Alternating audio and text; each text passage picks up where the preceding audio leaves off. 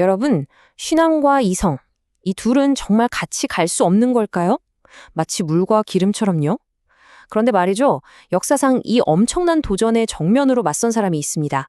바로 토마스 아퀴나스인데요. 오늘 이 거대한 지성의 세계로 한번 푹 빠져보시죠. 그런데 본격적으로 시작하기 전에 아주 날카로운 비판 하나를 먼저 짚고 넘어가야 할 것 같아요. 현대 철학의 거장 버트런드 러셀의 이야기인데요. 그는 아퀴나스의 작업을 딱 잘라 말해서 특별 변론에 불과하다고 봤습니다. 뭐랄까, 진짜 철학적 탐구가 아니라 결론은 이미 다 정해놓고 그걸 그럴듯하게 포장하는 작업이라는 거죠. 자, 바로 이 지점에서 우리의 이야기는 시작됩니다. 그러니까 진짜 궁금한 건 이거죠. 아퀴나스는 정말 이성으로 신앙을 증명하려고 했던 걸까요? 아니면 그냥 이성을 신앙을 위한 도구로만 썼던 걸까요? 13세기의 한 수도사가 도대체 어떻게 이 전혀 다른 두 세계, 아리스토텔레스와 성경을 하나로 엮으려고 했는지 그 질문의 답을 한번 찾아가 보시죠. 자, 그럼 이 거대한 생각은 어디서부터 시작됐을까요? 그 답은 의외로 그의 아주 드라마틱했던 젊은 시절에 있습니다. 첫 번째 이야기, 반항하는 수도사입니다. 아퀴너스는요, 1225년 이탈리아의 아주 잘 나가는 귀족 가문에서 태어났습니다. 소위 말하는 금수저였죠. 5살 때부터 수도원에서 엘리트 교육을 받고 나폴리 대학교까지 그야말로 탄탄대로를 걸었습니다. 그런데 19살이 되던 해, 그가 모두의 예상을 완전히 박살내는 선택을 합니다. 그가 선택한 건 바로 당시 신생 수도회였던 도미니코회였거든요. 가족들 입장에선 난리가 난 거죠. 그래서 어떻게 했는지 아세요? 글쎄, 자기 아들을 1년 동안 성에다 가둬버립니다. 납치한 거죠. 심지어는 그의 결심을 꺾으려고 매춘부까지 들여보냈다고 해요. 와, 정말 대단하죠.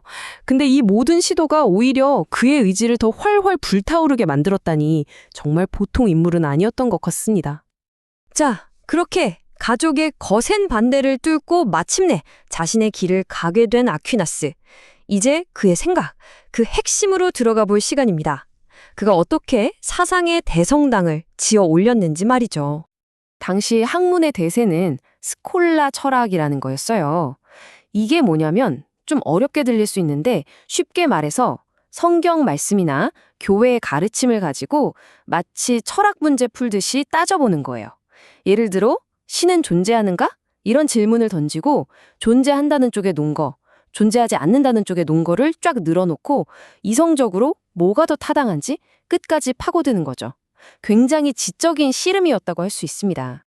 그때 교회가 정말 큰 지적인 위기를 맞고 있었어요. 왜냐하면 수백 년 동안 유럽에서 잊혀졌던 아리스토텔레스의 책들이 다시 소개되면서 완전 난리가 난 거죠.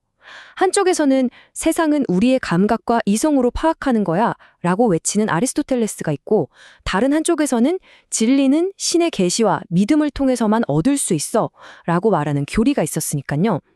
이 두 거대한 세계가 꽝 하고 부딪힌 겁니다. 아퀴나스의 과제는 바로 여기서 이 둘을 화해시키는 거였죠. 그리고 그 엄청난 노력의 결과물이 바로 이 책, 그의 대표작인 신학대전입니다. 근데 진짜 놀라운 건요, 이 어마어마한 책이 원래는 신학 초심자들을 위한 입문서로 기획됐다는 거예요. 정말 스케일이 다르죠. 아리스토텔레스의 논리라는 도구를 가지고 기독교 신앙에 대한 거의 모든 질문에 답하려는 정말 거대한 프로젝트였습니다. 하지만 안타깝게도 이 위대한 작업은 끝에 맺지 못합니다. 자, 그렇다면 그는 구체적으로 어떻게 이성을 사용해서 신의 존재를 설명하려고 했을까요? 그의 논증 중에서 가장 유명한 것, 바로 5가지 길을 한번 따라가 보겠습니다. 아퀴나스는요, 막 복잡하고 어려운 신앙 얘기부터 꺼내지 않아요. 대신 우리 눈앞에 보이는 이 세상에서부터 출발합니다. 예를 들어 첫 번째 길, 운동으로부터의 논증을 한번 볼까요? 자, 세상 모든 건 다른 무언가에 의해 움직이잖아요? 이 공은 제가 차서 움직이고 제 발은 다리 근육이 움직이죠. 또 근육은 뇌의 신호로 움직이고 이런 식으로 원인을 계속 거슬러 올라가다 보면 이게 끝없이 갈 수는 없다는 거죠. 결국엔 다른 것에 의해 움직여지지 않으면서 맨 처음 모든 것을 움직이게 한 존재, 즉 부동의 동자가 반드시 있어야만 한다. 이런 결론에 이르는 겁니다. 아퀴나스는 바로 이런 식으로 5가지 서로 다른 논리적인 길을 통해서 신의 존재를 설명하려고 한 거죠. 이렇게 평생을 바쳐서 이성이라는 벽돌로 신앙의 집을 짓던 아퀴나스. 그런데요, 그의 지적인 여정은 정말 누구도 예상치 못한 아주 신비로운 방식으로 막을 내립니다. 1273년 12월 6일이었어요. 그가 미사를 드리다가 아주 깊은 신비 체험을 했다고 합니다. 그리고 나서 조수에게 이런 말을 남겼다고 전해져요. 내가 지금까지 쓴 모든 것은 지푸라기에 불과하다. 그리고 바로 그날 이후 그는 펜을 완전히 놓아버렸습니다. 신학대전은 그렇게 미완성으로 남게 된 거죠. 아니 도대체 뭘 봤길래 평생을 바쳐 쌓아 올린 그 거대한 지성의 성을 한낱 지푸라기 더미처럼 여기게 된 걸까요? 이 미스터리는 지금까지도 정말 많은 사람들의 호기심을 자극하고 있습니다. 그의 삶은 이렇게 갑작스럽게 멈섰지만 그의 사상은 그가 죽은 뒤에 훨씬 더 드라마틱한 운명을 맞이하게 됩니다. 그의 사후 평가는 정말 롤러코스터를 탑니다. 그가 죽고 나서 겨우 3년 뒤에 그의 주장 일부가 이단으로 찍혀요. 위험한 사상가 취급을 받은 거죠.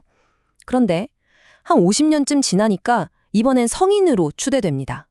그리고 수백 년이 더 흘러서 1879년에는 그의 철학이 아예 가톨릭의 공식 철학이 되어버려요. 이단화에서 교회의 가장 위대한 스승으로 정말 극적인 반전이죠. 자, 여기서 우리는 맨 처음 던졌던 질문, 버트런드 러셀의 비판으로 다시 돌아오게 됩니다. 결국 아퀴나스의 작업은요, 아무것도 없는 백지 상태에서 이성으로 진리가 뭘까 찾아 나서는 여정이 아니었던 거죠. 그는 신앙이라는 아주 확고한 결론에서 출발해서 그 결론이 아리스토텔레스라는 당시 최고의 논리로도 충분히 설명될 수 있다는 걸 보여주려고 했던 겁니다. 결국 그의 삶과 철학은 우리에게 아주 근본적인 질문을 던지고 있습니다. 과연 이성은 신앙의 진실성을 판가름할 수 있는 독립적인 심판관일까요? 아니면 우리가 이미 믿기로 선택한 것을 지지해주는 충실한 하인에 불과한 걸까요?